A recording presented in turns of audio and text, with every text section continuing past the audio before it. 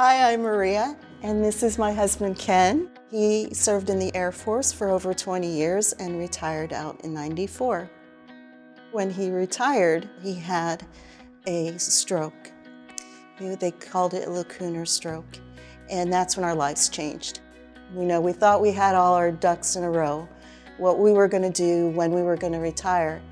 And within a day, him having the stroke, everything changed. Our life turned upside down. Ken went from walking to fully in a wheelchair. And I was working full-time.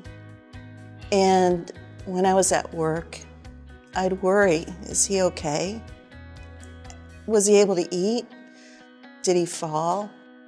And sometimes he wasn't okay. Sometimes he had a fall and he was waiting for me to come home. He didn't want to call.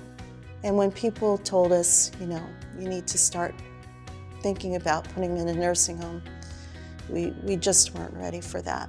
We were ready to lose our house just for me to be able to stay at home and to stay together.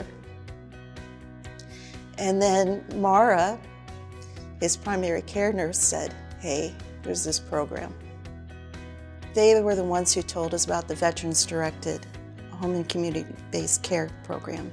We were just like, are you kidding us? There's really a program like this? And they said, we're just starting it up. We'd like to sign you up. We think you're a good fit. We think it would make a change. And it did.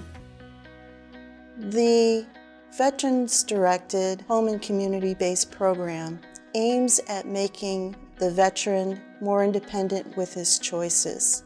And this gives us funds where he can pay me as his employee.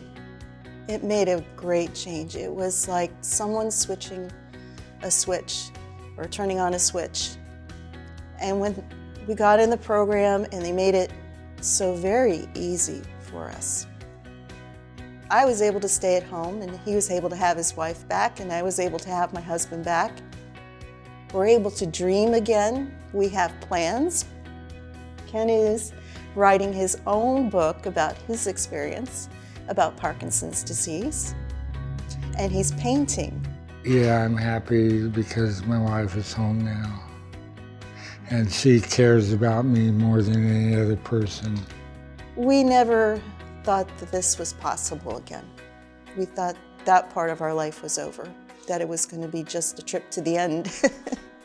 It's kind of like there was a ship that sunk, and we were thrown a lifesaver, and we would like other veterans to be able to get their lifesaver too.